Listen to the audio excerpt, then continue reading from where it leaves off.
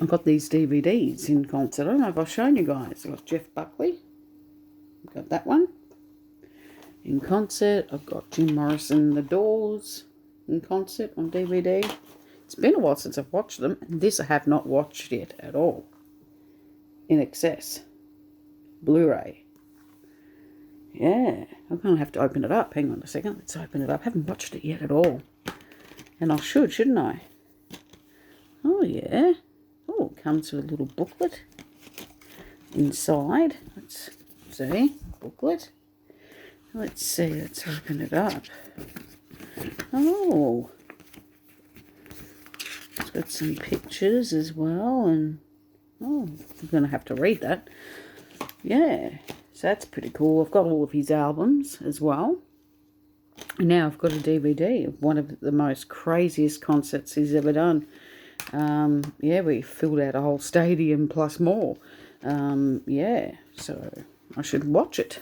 Because it's his birthday today, so I should. For his birthday. Yeah, I've got a very weird connection with Michael. Yeah, he comes to me every so often. In visions. Oh, yeah. Apparently his animal spirit guide animal is an owl. And every so often he will come to me as a white owl at the front of our property. Yep. I find owl feathers. That's how I know it's him. He's letting me know he's around. I'm telling you, it's no fucking joke. Owls is his animal spirit guide. So there you go. That's how much I do know. Yeah, I've got a very weird connection with him. Because him and Heath at the same damn time came to me when Heath passed away on the same night. All I could hear was both of them singing to me in my ear for over 12 hours. I could not turn it off. And they were singing quite loudly. And I was getting worried because I couldn't figure out why am I hearing Michael and why am I hearing Heath singing. It was just odd until I found out why. And I didn't even know. I didn't know that it was Michael's birthday on the same day as Heath's passing. How am I meant to know that? I didn't find out until after the fact. After I finished work that day. And yeah, I didn't find out until then. There was a magazine right at the end of the aisle that I was working in at Coles and Elston Week. And yeah, I had a funny feeling I had eyes watching me. And as I turned, there was a picture of Heath's face in the front of the Who magazine. And I thought, okay, I'll grab that magazine and a drink, go home, get changed, read the magazine. And about halfway through the magazine, there's Michael Hutchinson's sister talking about how sad it is that Heath Ledger died on the same day as Michael Hutchinson's birthday. And then it dawned on me. And then ever since then Michael started coming to me in visions. And the last time he came to me was last year. And I had a vision of him standing on stage and I'm the only person in the front row. And I'm sitting down and he's singing to me on my birthday. And he was all dressed in white and he sang a song to me.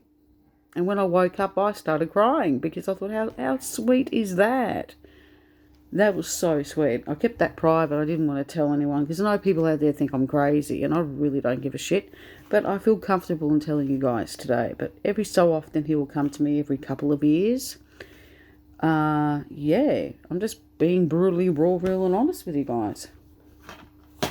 Yeah, so there you have it. Now, there is, we're going to have our skeptics out there, but, like, what can you do, Me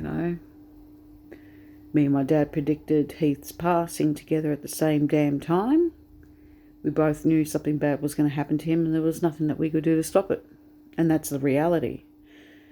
Me and my dad have a very unique power, psychic ability. We just know. Because if I look at a picture of you, just say, and I have an overwhelming sinking feeling of dread and I see your face running like a painting, how the paint, runs. That's how I know you're going to die soon. And I will tell you. I'll tell you to be cautious, and I will tell you straight out. If I sense that you're not going to live long, I will let you know. It's this overwhelming feeling of dread that just comes over me. As soon as I latch eyes onto you, I'll know. I'll know straight away that you're going to die pretty soon within a 3 to 6 month time frame. So, yeah, and that's how I'll know. It's just weird. It's weird how me and my dad together at the same damn time.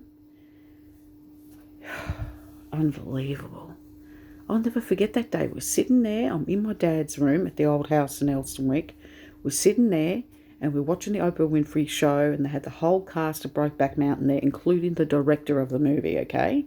And when Heath was up there sitting right next to Michelle Williams, you know, and then as soon as I saw him, this overwhelming feeling of dread came over me. I looked at my dad looked at me, we both looked at each other and I said, Dad, are you picking up on what I'm picking up on? Are you sensing it? And he goes, yeah. He goes, Heath's going to die soon. And I said, yeah, you're right. And there was nothing, me and my dad said, there's nothing we can do. I can't warn him. He's not thinking I'm a psychopath, a nutcase. You know, if I was just to pick up the phone, hello, you know, he doesn't even know me. I don't know him personally. To be able to pre-warn him, to have him, you know, alert. But what can I do? You know, all I can tell you guys is my truth, and a lot of people out there aren't going to believe it, and that's totally fine. I totally understand it from your perspective. But it's just unbelievable. And then on the same day, within an instant, bang, he started coming over to both of us in dreams, visions, full-bodied apparitions at the old house. Then when we moved from here and moved from there in Elsternwick and moved here to Hyatt, it was like he followed. He came to my dad in a vision as well when we first moved here. And then he continued coming, maybe only once a year, you know, in visions. And the last time was in 2018 or 19. That was the last time he came to me in a vision. And I haven't seen him since. He hasn't come to me since then. Yeah. And Michael, I think Michael's come to me 3 times. Plus he came to me as an owl at 10 p.m. at the front. A white owl. Here in Australia, we have brown owls. They're native brown in colour. This was white and grey with specks of black. I could see it clearly. And I knew that was Michael in an instant. It was a male owl. It was huge. It wasn't a female. And it swooped and it nearly landed on my head, but it swooped to get a mouse that was on the front of our property in the guttering. And it swooped. And I just knew. I knew. Because for some odd reason that night, I'm sitting in my dad's bedroom. And I said, Dad, and he's looking at me like, you know, you all right? Because I looked a bit panicked. And I said, Dad, I've got to get out. And he goes, what do you mean? I've got to get out. It's like my dad's looking at me like, okay. And I said, yeah, I mean, I've got to go out the front. Something's telling me to go out. I didn't even know why. I just had the urge to get out there at the front. Yeah, lucky I did. That's the reason why. And I knew straight away that was him. And I've got the actual owl feather. I'm going to show you. That's the one I found, and I knew that was Michael. And I call it Michael's feather. I'll go and get it. See? I found that one day when I was doing my laps around the park. I done the first lap. Get this was so spooky. Did the first lap, and I always look at the ground when I'm walking, okay? I'm walking, first lap, nothing. Second lap, nothing. On the third lap, this, around the park, this was placed perfectly right in the centre of the path. This overwhelming feeling of goosebumps came over me that day. It was a sunny day. It had nothing to do with the weather. And I'm thinking, and I knew straight away, it was Michael. No joke, it was Michael.